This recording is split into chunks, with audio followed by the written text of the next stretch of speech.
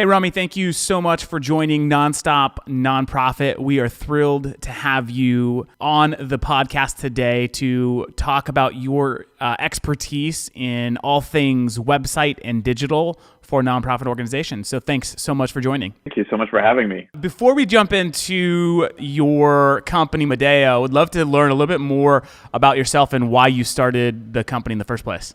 Sure. Yeah. I mean, I think, I was a creative director already working with a number of nonprofits. And one of the things that I noticed is just the relationship around work was so much around a specific project, whether it's creating a website or a specific campaign.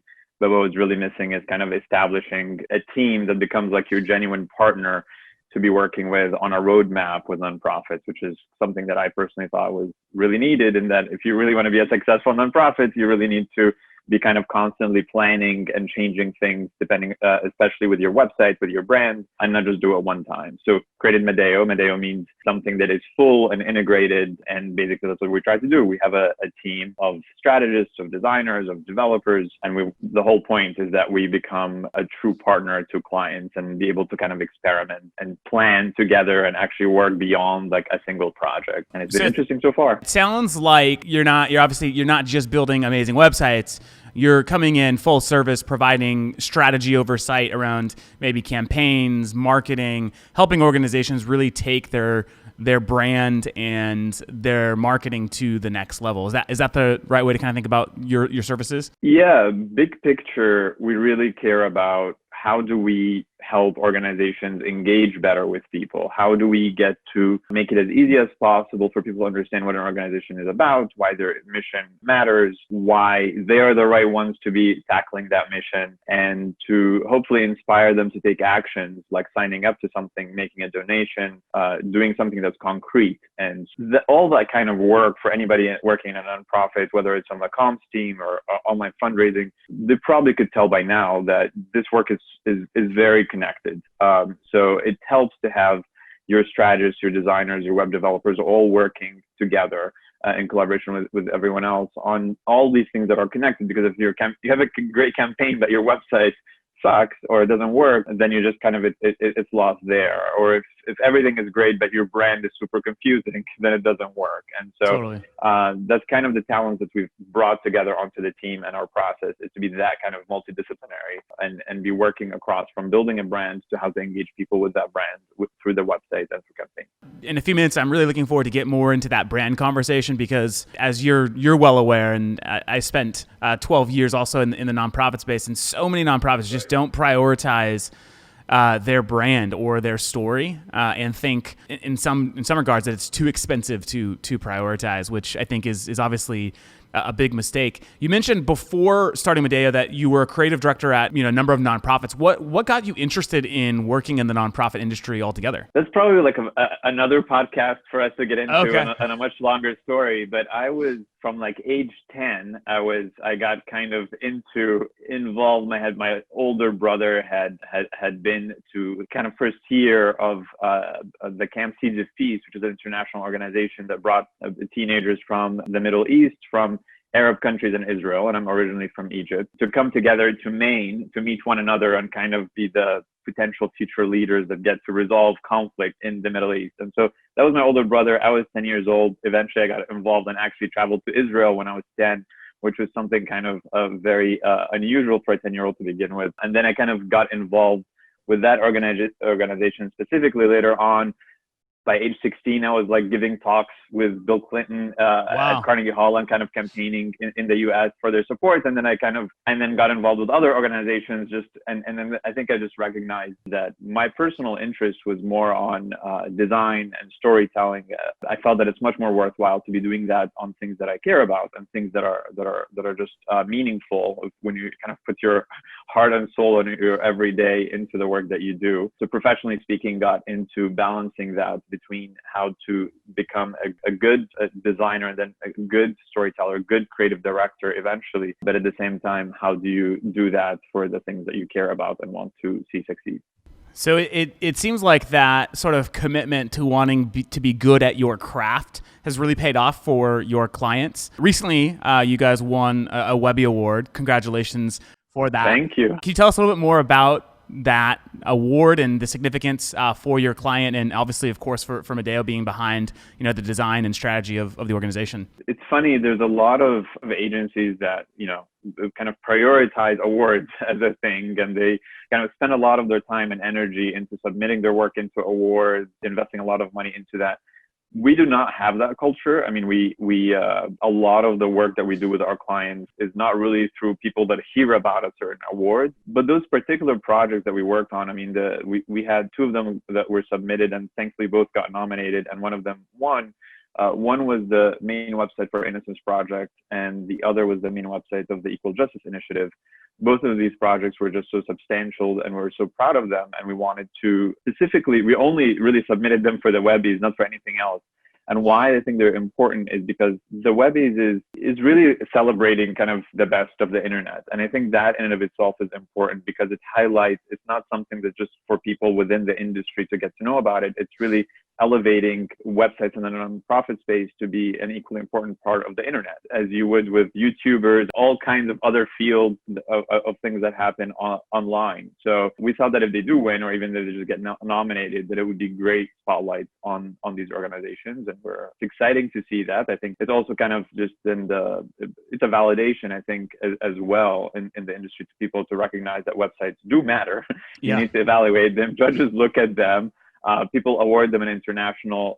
The Webbies are kind of, according to the New York Times, it's like the highest honor on the internet, or kind of, they're usually called like the Oscars of the internet. But at any rate, it's cool. It's good to see that kind of recognition, and for something like that to get that kind of validation. Well, yeah, again, I mean, congratulations to you and the team, because that's no small task, and the fact that you guys had two of your clients, and in fact, one of them, a mutual client, Innocence Project, and it's been amazing to see, and I attribute this to their strong ability to market what they do through email, through their beautiful, web design. They're a top performer in regards to online fundraising, across our clientele, and definitely attributed just to the beautiful site, the way that it's laid out, the way that they tell their story, the way that they draw users in to want to be involved and engage and to convert to an actual donor is very impressive. And so kind of transitioning, or not transitioning, but to piggyback on that, you guys don't work exclusively with nonprofits. You work with some major brands, Levi's, NBA, etc. What sort of learnings do you take from big brands like that? And how does that inform your approach with nonprofits? Is there any sort of parallels there? A lot of times what you find in the nonprofit space are agencies that are exclusive to nonprofits. I love that you guys are working kind of across industries, because I think there's a lot to learn probably both ways, but would love to know if you found any sort of insight from working with major brands and applying that to nonprofit organizations. A ton. I mean, and it's true. This was very intentional, and we have this conversation all the time within Medeo. Is, do we just want to majority of our work is with nonprofits. So do we just want to work with nonprofits? And I think it's been intentional from day one, and I think it's useful for us to continue to do that we get to learn outside of the nonprofit space.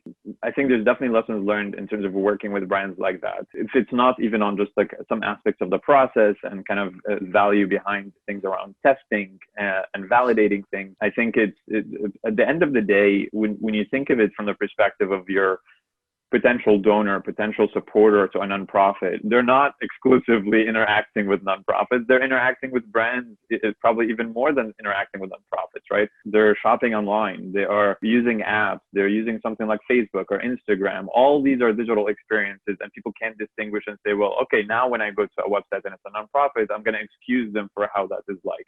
And that actually is something that, people you just in your browser, you are flipping between a website or a product that has 5,000 people behind it and billions of dollars, and then you go and you're interacting with someone, maybe with a team of 2 people and no budget at all, and you're just interacting back and forth, and you can't tell the difference. And you can't tell the difference that's what's behind it, but you can firsthand tell the difference if something is wrong or if they're not on the same level. So I think it was very important for us to continue, and still is, to continue to work with for-profit brands that are doing good work, but also push us on our standards and validate that what we're doing is an industry standard and above, and that we bring those lessons learned back to nonprofits, which is awesome. When we talk about everything from a user experience to the brand itself and everything else that goes along with it. There was a report that came out a few years ago on kind of like the state of user experience on nonprofit websites. And it was specifically sort of looking at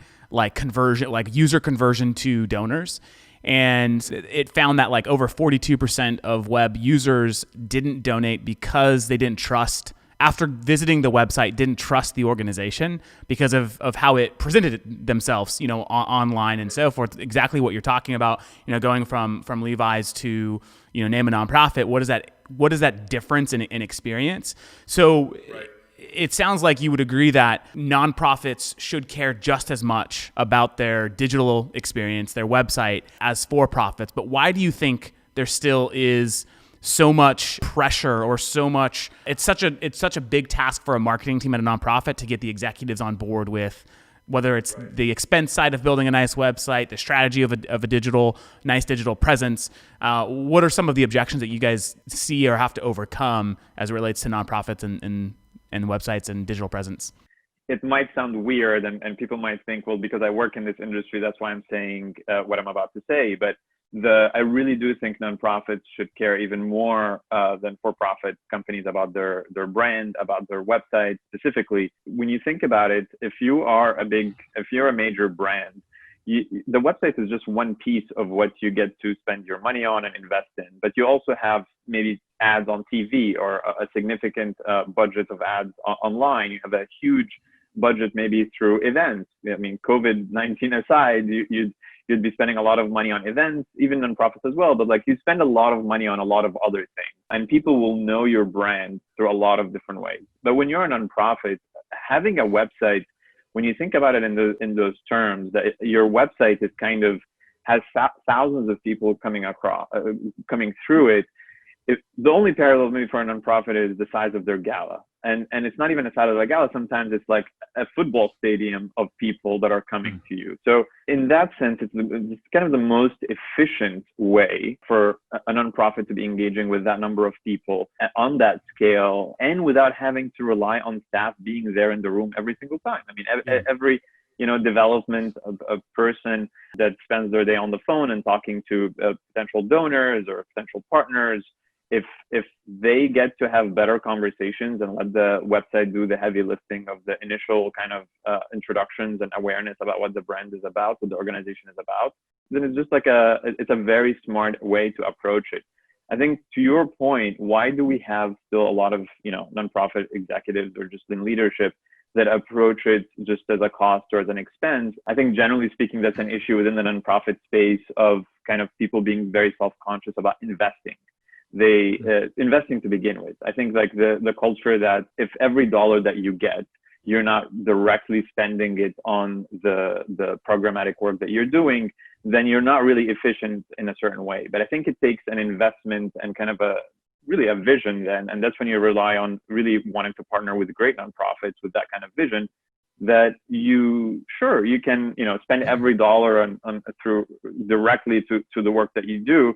But maybe you'll always be stuck only being able to help 10 people at a time. But if you were to invest in your infrastructure and all this kind of these different types of work that are intended for you to be able to scale your work to do bigger and better things, then you're sure it's going to be a little bit more expensive at first, but you're going to be able to help not 10 people, but 100 or 1,000 or 10,000 or 100,000. And I think that's the kind of strategic vision that is so important. And I think, all of us need to just continue to talk to leadership at nonprofits and kind of try to educate and inform about the value and importance of the digital work, which is people just don't feel it when there's like, if there's 100,000 people go through your website, it's not the same if they look out their window and there's 100,000 people in front of them that are supporting them. So it takes that kind of conversation and education to visualize it. Totally. And what's fascinating to me is if you like compare a nonprofit that's doing phenomenal work, that their product is saving lives or the environment or, animals, whatever it might be, it's something that like most humans would feel good about supporting, right? Like and they have this product that they could market in such an effective way because it's so real, it's so compelling. In many cases, you would spend your disposable income on giving to an organization versus buying something if the story was told properly, if the story was presented in a way that Apple presents their products, right? Like I think that's so important. And you hit the nail on the head in terms of, just the investment mentality. That is such a problem that has plagued so many nonprofits. A board that I sit on, we have a very visionary CEO. Her name's Hannah Song. And she really understands that investments in storytelling lead to just greater impact. And so 2 years ago at a gala, she really wanted to bring the audience. She wanted the audience to understand what it would be like to live in North Korea. And so she hired this film crew. And it was an expensive project, but it was one of the most powerful, representations I've ever seen. And as a result, over $1 million was raised that night. And so if you're looking from an investment perspective, that's like 10 to 1, right? Like for every dollar invested in that video, you're going to return 10 on that. And so if we can help nonprofits understand, when you make a good investment in something, whether it's video or digital, revenue can follow very quickly from it. Everyone at nonprofit needs to remember is that when people spend their money on a product, they're getting a product back. If you're buying sneakers, you're getting the sneakers, right? Yeah. But if you're giving money to a nonprofit, you're not getting anything in that sense back, maybe like feeling good about it.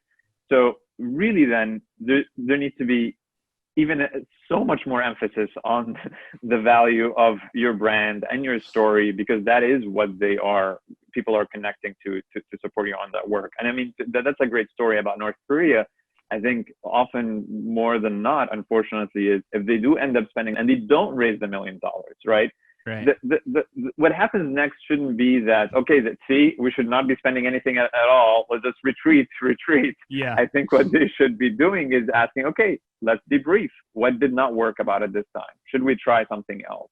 And I think that's the culture that people should not also be embracing, so that they don't just drop. They don't only just support the things that just worked once and kind of shy away from trying something new that might not work. Totally. Yeah. Not everything you do on the brand side or the digital side has to drive revenue, right? There is a huge significance in awareness, building up your base, building up your tribe, investing in your tribe, so that when you do have a very clear, call to action, or when you do need to raise support for something specific, you have already a trusted base of people who will support you and who will follow what you need. So I think that, yeah, you're absolutely right. It doesn't always have to be immediate donations to follow something on the brand side. 100%. I mean, I think a lot of times this is just on that point, something that's so specific to nonprofits is that like annual cycle. You see it unfortunately too often where you have nonprofits that realize before their end of year fundraising that now they need to have brand awareness. Now they need to increase their audience so that they now can, within the same week or 2 weeks, get to do a successful end of year fundraising campaign. But the reality is January, if your year starts then, this is when comms should be focusing on how do we grow our audience? How do we grow and tell people and educate them and inform them and raise awareness throughout the year? So that by end of the year, if that's kind of like your cycle, you have people that know what you do, care to support you. And when you actually have a call to action, they're actually ready to take that action. So, and that's why the collaboration and just like work between communications and online fundraising is so important. It's so important. And a lot of the times in our work, we focus almost just as much on talking about how do these teams work together throughout the year. We even go into the details of like, do we have cross-department meetings and calls and all these things to make sure that you have that infrastructure. Otherwise, it's never going to be kind of like a silver bullet, of just one project, one event, one website, one campaign that's going to make or break something. Totally agree. So I want to move on to a couple tactical questions. In any podcast we do, like to give out like free advice to nonprofits. Some of these questions might be a little bit broad, so feel free to kind of go in whatever direction you feel makes the most sense. But maybe like starting out, what's the most important things for a nonprofit to consider when building a new website? Like what would you say are the must-haves of a good website? I would say, and this answer might be also equally kind of feel broad, but it's very honest. I mean, the way we think of it at Medeo and the way I think of it myself is that you really need to have a great website. Think of it less as a project. and think of it even less as an asset, as a property, and think a lot more of it as a program, just as you do with all your other programs in your organization. And it might sound like a cop-out answer, but it's a very, very, very true answer, in the sense that someone might hear, oh my God, this sounds like expensive. That it sounds like we're not going to just build a website that's great and it's expensive and then put it aside. It sounds like you want to continue to be spending money on this website. And it's money aside, it's great websites are really the outcome of looking at it as the culmination of everything that the organization does as your digital presence. So really, really a great website serves a lot of different purposes, and not just online fundraising in that sense. It could be a great tool for recruiting your best talent. That's why we partner with HR teams within the nonprofits and talk about their hiring goals, things that reflection about the culture, all these things.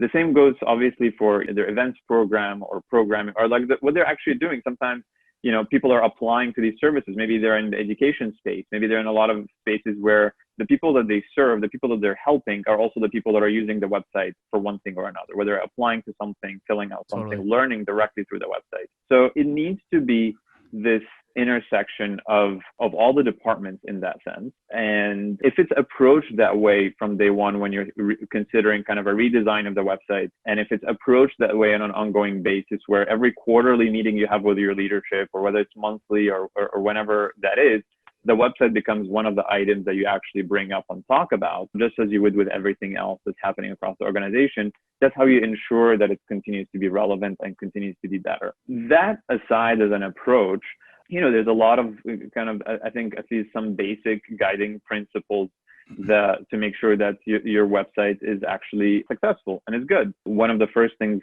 at Medeo when we work with clients, we're very much about the user first. We're going to be kind of accommodating a lot of different needs, voices, personalities within the organization.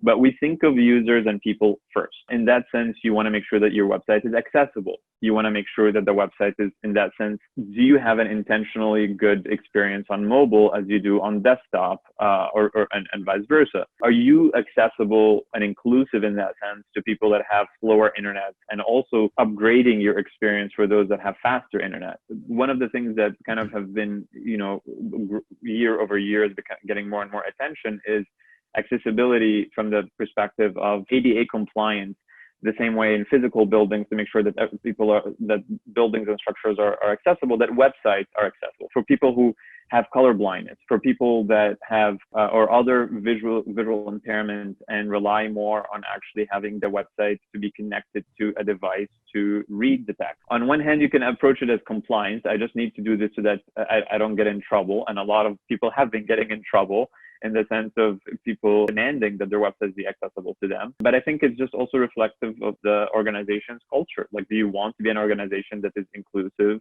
or do you want to be an organization that's not? So these are kind of like some of the foundational things that we make sure are there when we approach a project. And I definitely invite people to be looking at them and proactively looking at them, not just when they hear about it after the fact. I love what you said in the beginning about organizations should treat their website like a program, not just another domain or asset. And organizations that have highly effective programs also have teams for monitoring and evaluating, the success of those programs. Are they accomplishing what they were designed to accomplish?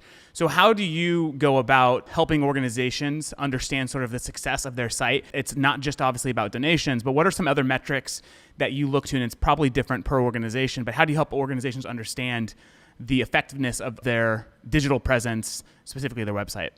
To that point, yeah, it is different organization to organization. There are some kind of more health check kind of monitoring that we do on a, when we're engaged on an ongoing basis, or at least we invite the organization's staff to be doing that. Things like just even ongoing basis to be checking performance of the site, some things that kind of just ensure that the website continues to be just as accessible, just as functioning, looking at things like Google Analytics on a monthly basis, at least, if not more frequently. You're going to have that in terms of like the data will show you something. I think it gets to be more interesting, when you have things like just one person, for example, going through the site. So it's not, maybe your traffic hasn't spiked or something, but then because of it, they then made a large donation. So you can't look at just one number and ignore the rest. You have to kind of have a full story. One of the things in terms of having it as a program in that sense is just even having the communication that happens on an ongoing basis that also captures the things that are much more anecdotal from, let's say, development, when sometimes we've designed and developed and launched campaigns, and the online fundraising components, when we reported on it at the end of the day through that campaign in of itself, maybe at some point, I remember that, and it was low. The organization had hopes that they would raise maybe $10,000, but they raised $6,000.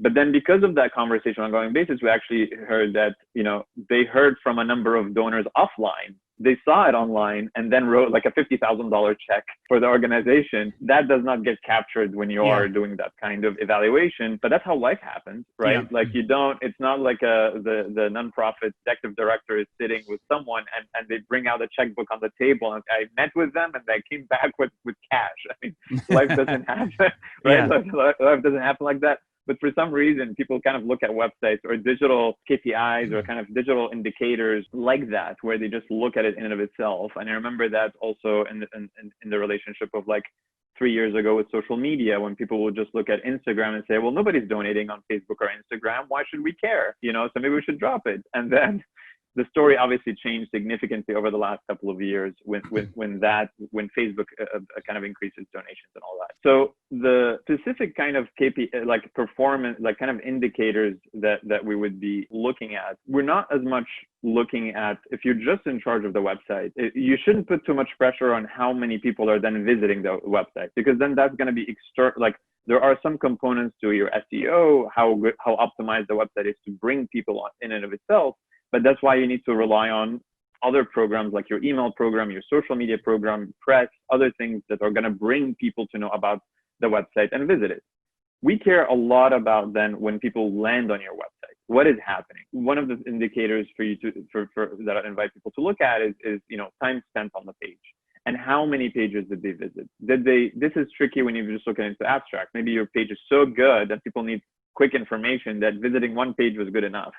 But if it's the type of nonprofits where people get to learn about an issue and go deeper and deeper into layers, you want to be looking at that. If you're seeing that people are visiting your site and 90% of them go somewhere that is clear that they're intended to kind of learn about something or take an action, but majority drops off in the middle of that kind of journey, that's clear that that's what they started with the intention to do, then you have something wrong there. So then you look at that and you say, okay, now they're dropping off in the middle or dropping off at this point. And again, that's like a very fix-it mentality. And we use that in terms of making sure things are fine. But there's the flip side as well of kind of a missed opportunity mentality, or looking at Google Analytics or looking at the numbers proactively to ask, for example, if you're going to have, let's say, an article, this is a made up example, but it's very relevant with similarities to a lot of nonprofits. Let's say that you put a lot of effort, you publish things on your blog. And then the question is, are you looking at on a monthly basis or some reporting to see which blog posts did well, which blog posts did not do well? And to see the ones that did well, to kind of have lessons learned offline then, to think about, was it the structure, was it the title, was it the length, was it the topic, was it the time that we published it? Let's learn from that, and let that inform how we write our blogs in the future. Or maybe that your blog post in that sense is brought in a lot of people, and your articles have to do about your mission and your work. Are you having CTAs that somewhere on that blog that actually is making an ask for donations?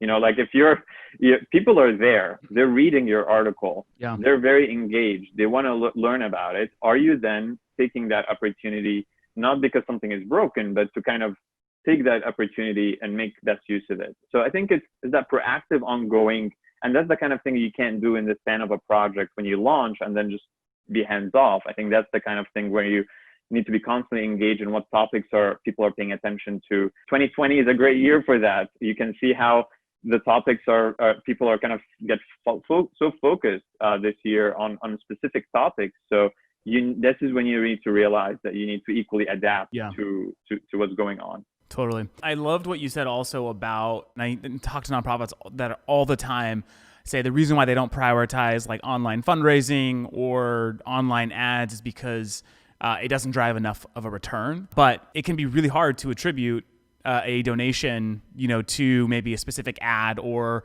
even your website, because if someone does take that action offline, there's no way of knowing. And so we get so fixated, and we see this even in our own marketing efforts as a company, where we run a bunch of ads, someone comes inbound, it looks organic search, maybe SEO, but it's actually the result of an ad. We just don't know that because they switch devices or whatever.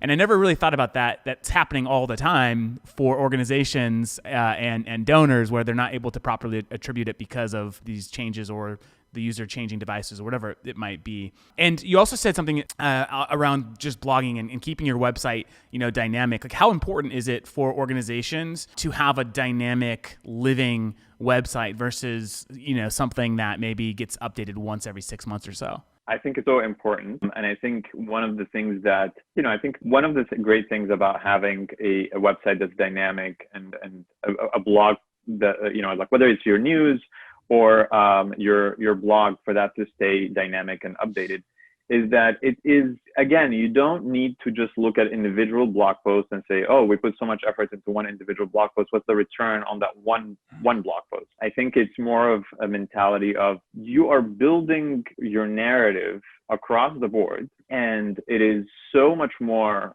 efficient, actually, and so much more worthwhile to be putting that effort today, as opposed to repeat it every single day in a different email, in a different phone call, in a different manual repeated way, in that sense. I think with so many nonprofits where someone might be referencing a blog post that someone read from 2 years ago or from a year ago, or it's ironic that I'm kind of referencing that, but it's to say that everything that you're doing from 2 years ago, a year ago, and every day has relevance today and then into the future. Totally. I think it's more so important to build it into your skill sets as an organization. It takes skill sets. People think that if you just have a camera, you're a photographer. That's not true. If people think that if you have a website and a blog post, now you're a publishing, powerhouse. Sure, you have the tools to do it, but people need to recognize that there's a learning curve. There's a learning curve of their approval process. If it's painful to get approval process on everything that's being written for a blog post, it will only get easier as they do it more often. It's not going to get harder when they do it more often. And when they learn how to do that, when you're doing that so consistently and so frequently, that's when you actually have a legitimacy of a voice to contribute when special events happen. Yep. If when people are just stay completely quiet offline for 6 months, and then whether political events take place, life events, anything that happens, and then they're like, okay, we need to make a statement, and then it's not only does it come across as disingenuous, it's actually a lot harder for them to know, how do we roll this out? How do we write this? How do we find our voice? So I think it's definitely just an exercise on, a healthy way of external communication. And it could be a great tool to actually engage. A blog can be a great place for people across programming and different teams outside of just communications or online fundraising to contribute to the overall story of the organization and what they're working on. Yeah. I what you say there, it reminds me, a fundraiser for World Vision once told me the reason why he was so successful is because he became an expert in the problem that the organization was solving. And so when he would go to donors, and his particular sort of realm was water sanitation, he was a go-to expert, and donors trusted this individual because he was able to speak to all the nuances and so forth.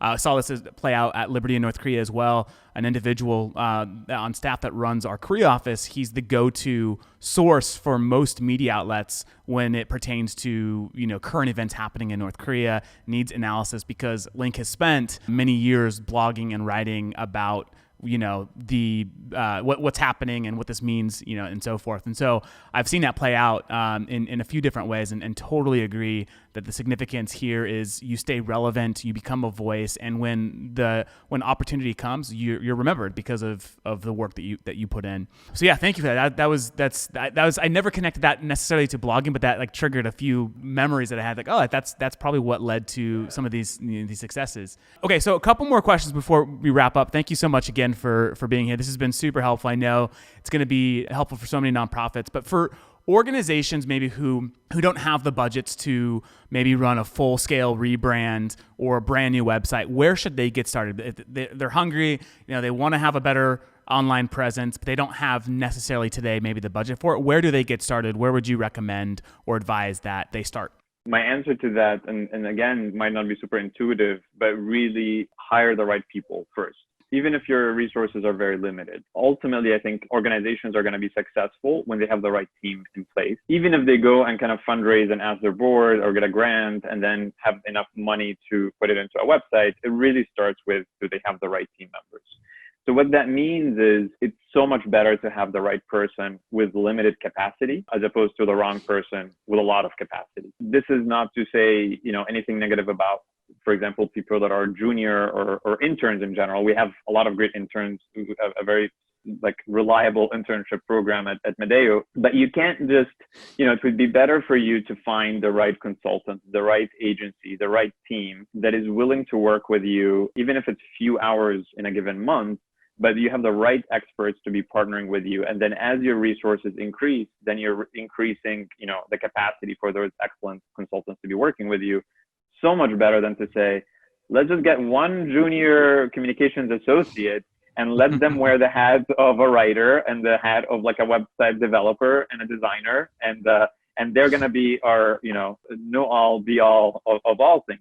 That poor communications associate is just running around trying to troubleshoot everything. They don't have the room to grow, to learn. And if there's any nonprofit that has experienced seeing those junior team members get burnt out and then leave after a year or two, and then they have to start all over again, it's because they also haven't invested in them to have the kind of mentorship or learning. When you work with the right consultant or you work with the right agency, you're also having a lot of influence and exposure. Your team is going to learn from those people in terms of working with them. So a lot of times when we work with a nonprofit, let's say that has a lot of limited resources, instead of jumping straight into the big project, we invite them where we get to work with them first on an ongoing basis to really investigate one kind of small piece of a program after another. Maybe let's start with just looking at what email tool they're using, just how their email program is like. We would look at the different programs that are connected.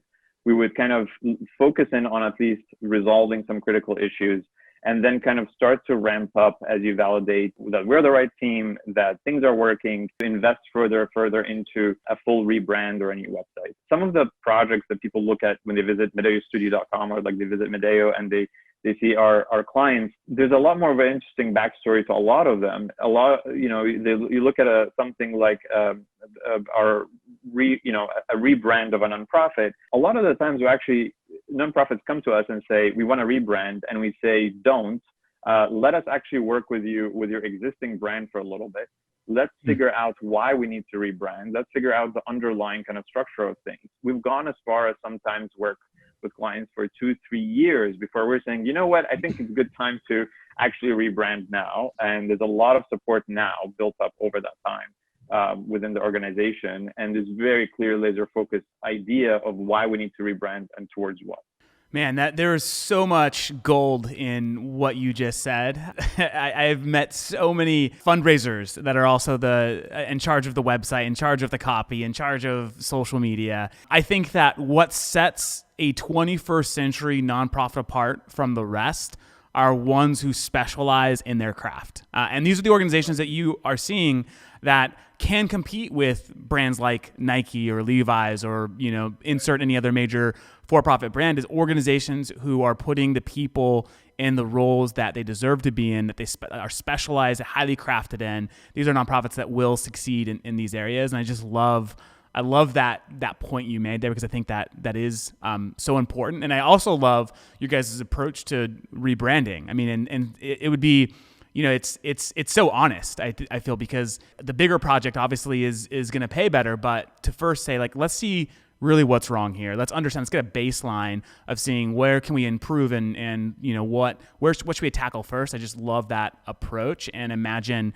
it leads to very happy customers because you're getting to know really the pain points in a very honest way. Thank you. You're being very kind, but it's very true. It's very, very true. I think it's really just different approaches. Everyone that joined Medeo is of the mindset that when we work with an organization, we're becoming their partners. And with very select few, we don't, it's not like something we just say to every nonprofit, but with very, very, very, very select few is where we see ourselves building a career. And just like anybody else that wants to actually build a career in a company or organization over the long haul, if that's your culture, that's how you're going to approach it. If your culture is, more on the side of like a gig approach of how do I get to accumulate more logos to put on my website of clients and add to my website and portfolio and name drop to future clients, then it's not, then our Medeo approach is not very effective, because we take a long, we work with a few people over the long haul, have that kind of patience that you would if you really join a company and want to build something for the long term.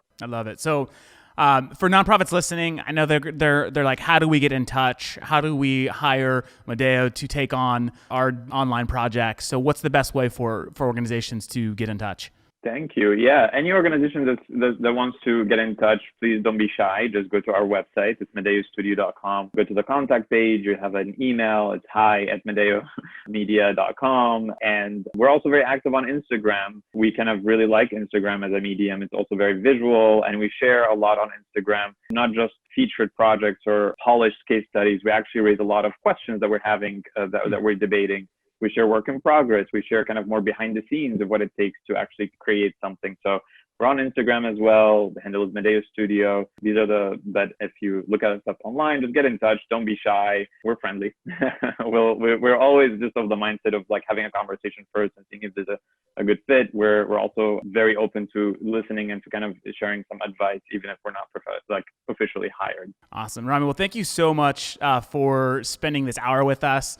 Lots of gold, lots of wisdom has been dropped. Excited to get this out and share it with the community. So thanks for joining us, and we look forward to following your guys' journey and continuing to work on our mutual clients together. Thanks so much. Yeah, it was so much fun. Thank you. Yeah, excited for more.